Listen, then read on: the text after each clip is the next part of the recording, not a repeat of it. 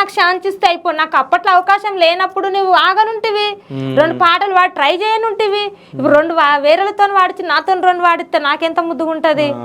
అది ఇంకోటి గొర్రెల పాట నేను ఉట్టిగా ఒళ్ళుగా నేనే ఊగించుకున్నా తెలుసా. హారే ఏటి గడ్డన నీవు ఎడ్ల మేపితివి, ఎవరయ్యా మీరెవరు ఎడ్ల మేపుతావు, ఎవరయ్యా మీరెవరు. ఎడ్లు కాదు అవి బర్లే ఓ పిల్ల మంజుల బర్లే ఓ పిల్ల మంజుల. అరే గోరు జిక్కుడు తోట గొర్రెలు దక్కితివి, ఎవరయ్యా మీరెవరు గొర్రెలు దక్కితివి, ఎవరయ్యా మీరెవరు.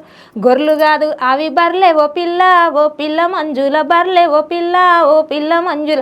నా తాట్లుంటే మొత్తం ఈ పాట నేనే ఎవ్వరు చేసిందిగా నేనే ఒళ్ళుగా చెప్పి రాసే దగ్గర నేనే లిరిక్స్ చెప్పిన. ఈ పాట నాతోనే వాడిస్తానని లవణతో వాడిచ్చి ఆయన వెంకటేష్. ఎంత బాధ ఉంటుంది చెప్పు నాకు.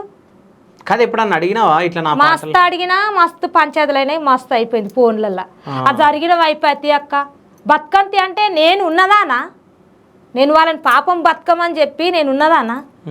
నాకు ఇల్లు లేదా, ఇడుపు లేదా, పిల్లలు లేరా, ఎవరు లేరా, నన్నే అనాథ చేసిండ్రు. నా ఏమో అడక తినటోని ఏమో అంటారు చూడు, పట్టుకొని ఏడ్చానట.